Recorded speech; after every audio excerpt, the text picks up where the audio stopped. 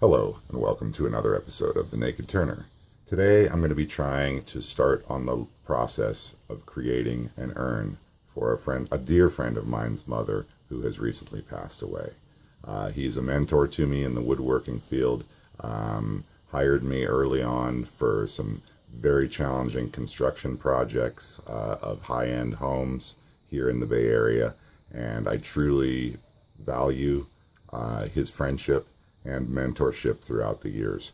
So when he asked me to make an urn for his mother, I was humbled and also extremely excited and appreciative that he had asked me to do this for him. So I'm going to go about trying to create this urn for his mother. And the best way to start with anything like that is to create a very nice, firm foundation. We got together last weekend and hashed out some ideas on the design and maybe some of the woods that might be used. Today, I'm going to start out by creating a good, strong foundation that will hopefully be beautiful to create this urn from. I really want the base to be stable, so I've created the glue block, which is now here on my lathe.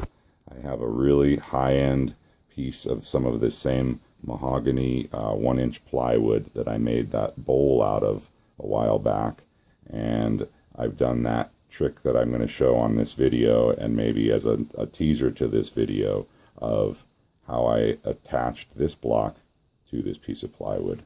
This is a piece of sapele, and it is about a little over 2 1/4. I think it's like 2 3/8 thick, but there's quite a bit of face wobble on it, so I'll lose some of that, and then I'll also lose some in the parting off process. But this is a good strong base for a nice urn, hopefully. Okay, so now I've taken and made a series of 5 segmented rings here out of sapele, and then what I'm doing is I'm making some sandwiches here, and I'm going to make the next ring. We'll have a sandwich ring with pinstripe running around it continuously. Okay, so I just made up a color band ring here, so it's kind of like an Oreo in reverse, where I've got a darker wood surrounded by 2 lighter woods. This is for a ring that will be going right in this part of the vessel.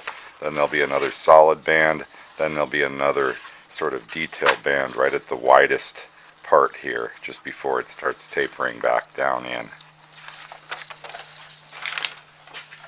So I did a glue up that was like this over here. So I just did a glue up like that, where it's just 2 pieces of wood on the outside, and then here we go. So I did a glue up like that, where it's 2 pieces of wood capturing the other piece of wood, clamped it up really well, and then used my wedgie sled to cut the wedges, and that's all there was to that. I'm just about to glue up this other ring right now, so let me show you that process. With this one I am going to be using my band clamp. Sometimes I don't use a band clamp on the smaller rings, but once I get up to this size, I generally like to use a band clamp to clamp everything together. Okay, and here's the glue up process. I'll probably be fast forwarding this.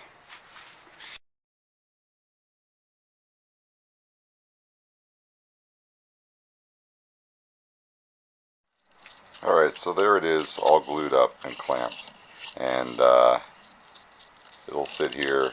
This particular ring I'm going to let dry overnight.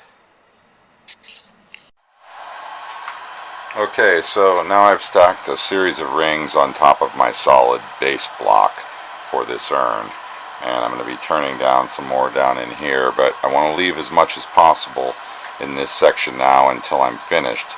I just wanted to kind of start some of the shaping in here, just because it can remove some of those rough edges and kind of give me an idea of where I'm heading with this piece. The glue, as you can see in here, is still wet, but I'm doing a vulcanizing process where what I do is I apply a ring and I use my torch to heat up the ring while I'm pressurizing and spinning it.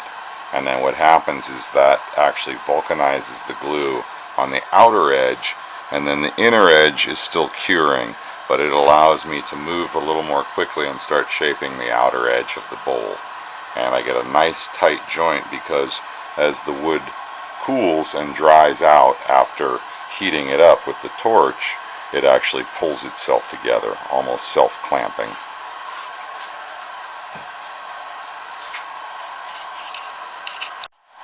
So, as you can see, so right now, let me just get some measurements for you so you can get an idea of perspective. Because after all, without perspective, we've got nothing. Alright, so once I part this off, I got about 5 inches right now. So that's a pretty good start. I have another, what do I have here ready to go? I have another single ring ready to go, and then what I may do is put that other ring on that I said I was going to allow to dry for all that time. I may just cheat a little bit tonight and get it on there. It is getting a little later and I do have to work tomorrow, so at some point I will be stopping this process and revisiting it when I get a chance. But just wanted to share with you how far along I'm getting. Okay, so this is meshing up real nicely. Here's the shape I'm going to be going for. And I have room to accomplish everything I'm looking to accomplish. So I have to leave this exactly where it is now. This ring was right toward the outer edge of where it was going to end up being. So there you go. Okay, so I thought some people might want to see this process again. So I just did my sanding block trick, which, excuse me, what I do is I bring in my tool rest, bring in my sanding block, apply a very tiny amount of pressure, just barely, so that I can easily freely spin, turn on my lathe, and then apply a tiny bit more pressure, and that allows me to sand a nice flat surface for each subsequential ring. So each ring is added a lot easier by coming along and sanding down this ring, and then I can remove my banjo, take off the tailstock pressure, and remove my sanding block, and then I'm ready for the next ring.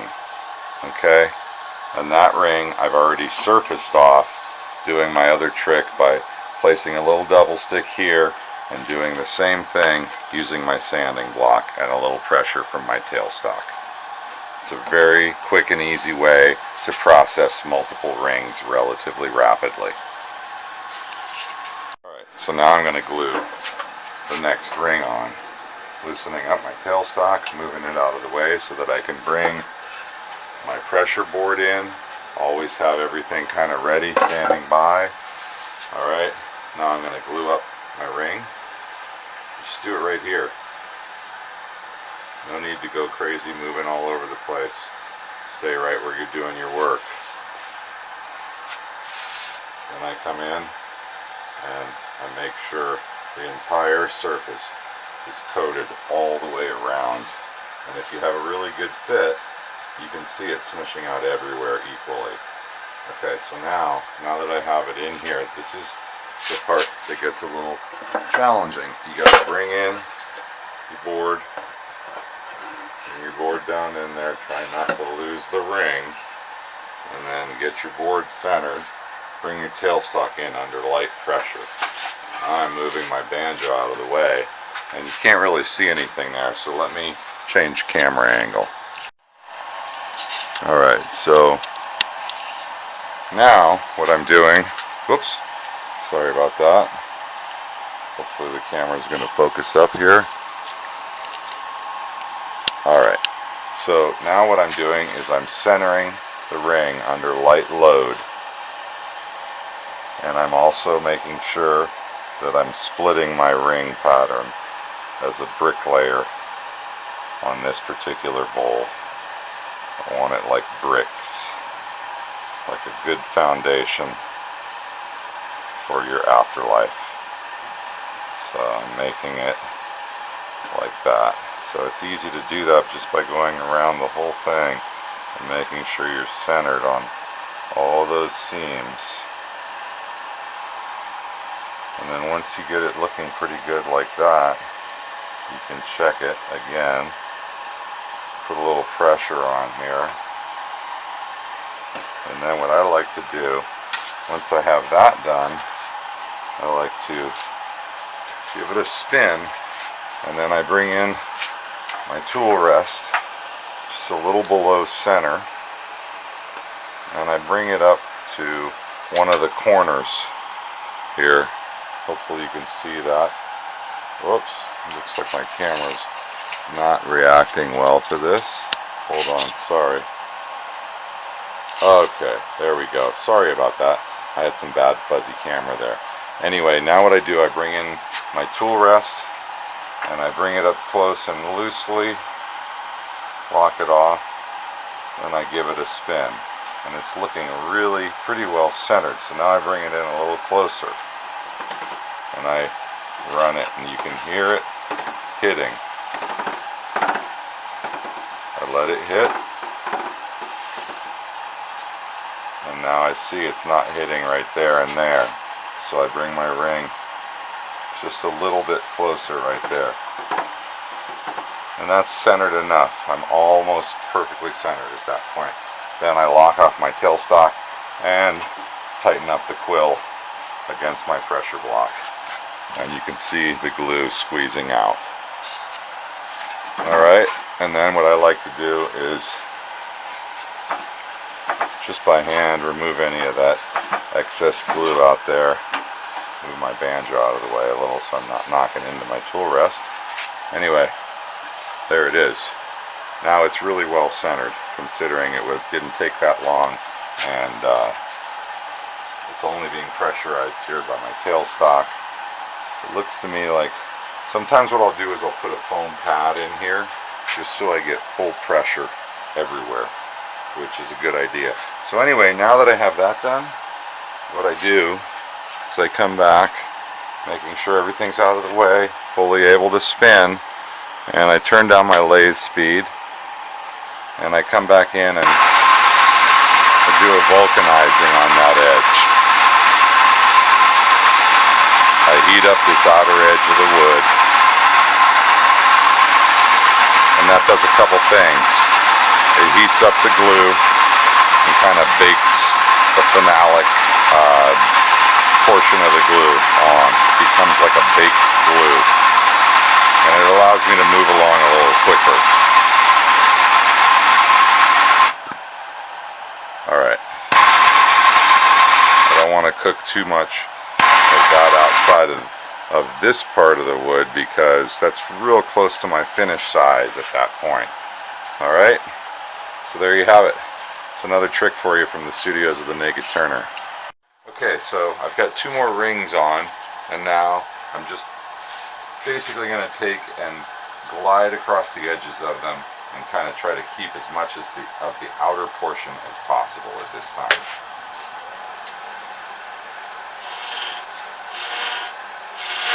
Just light cuts. Hopefully you can see. Yep, it looks like you can. Trying to stay out of the camera's way here. Low handle.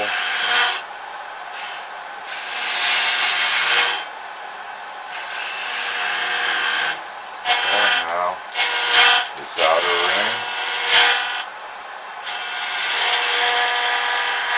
And this is where it starts doing some curving. So I'm just going to take it right to the outside edge there, and then bring it down in.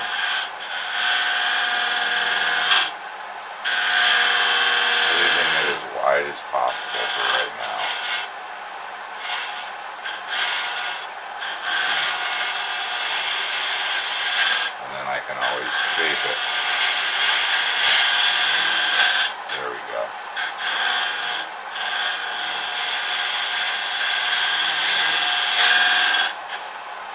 Okay, hopefully you can see that. A little bit of blending right there. And a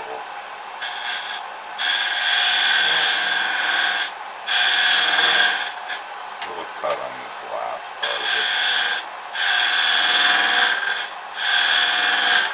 There we go.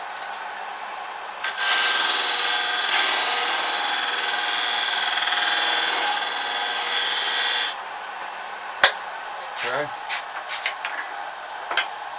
So I still got a couple flat spots there that I can deal with. A little splinter right here that I need to deal with. So I'm going to come in this way.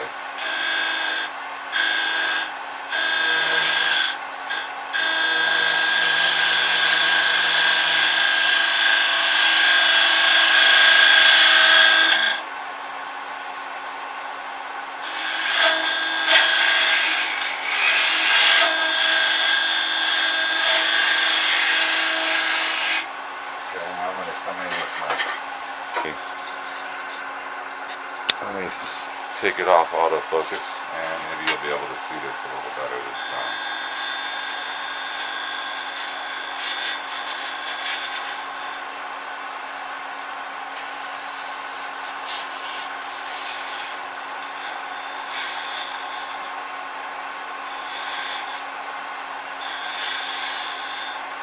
Okay. There it is. Okay, I got a little bit. You can see I'm getting just continuous ribbons here, beautiful cuts, even in this really dry wood. Woo!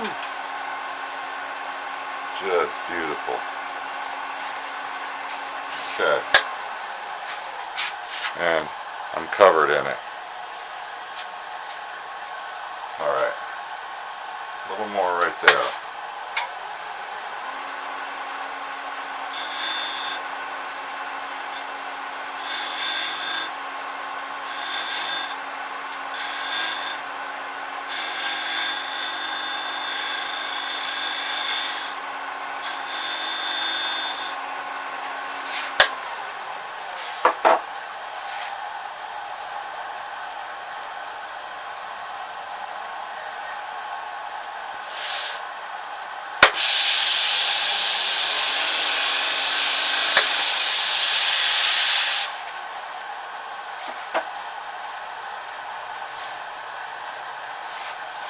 Okay, I'm going to do a tiny bit of hollowing and then I'm going to call it a night. It's starting to get late and I need to start thinking about getting some rest for tomorrow because it's a work day. So I'm just going to do a quick little bit of removing a little of this edge in here, leaving as much as possible.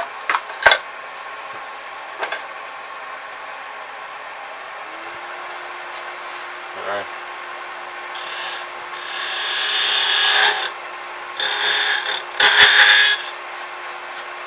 Unfortunately, that tool I dropped and it's got a little dull spot on it.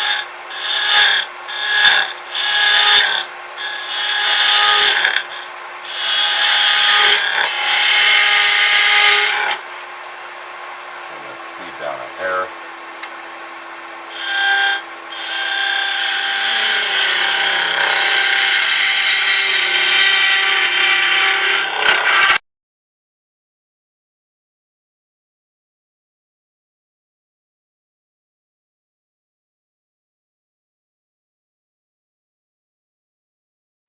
Okay, so the piece itself, I was just taking and using my heavy-duty half-inch Robert Sorby scraper, bowl scraper, to get inside of here, do a little tiny bit of work on the bottom, just so I don't have to get down in there later. I just want to make a nice smooth transition here, and then eventually I'll thin these walls out a little, but my bottom is real close to being done at this point. And then once I get that next color band ring made up, I'm going to make one more band of sapele, or maybe some of this Bradford pear that I have, and I'll get back to you showing you that ring going on. So I happened to get some of this Bradford pear, which is going to be fitting to use for this project because of the fact that this pear is from the first project that I ever worked on, the gentleman Tom that I am making this urn for. He's requested me to make this urn for his mother, and I happened to get this Bradford pear, and it got some beautiful quilting and figuring in it, so I'm hoping it turns out really nice. But I got this from a friend of mine named Julian, who had happened to have hung on to it all those years, ever since we all worked on that same house in San Francisco.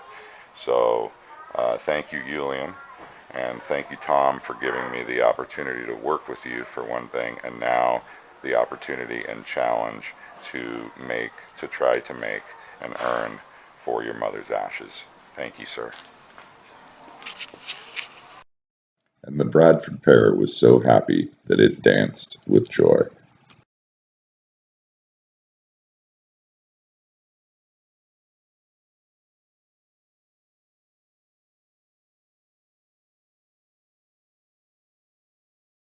This Bradford pear that I just milled up here looks like it's going to have some beautiful figuring, and it's got some really nice quilting running throughout these pieces.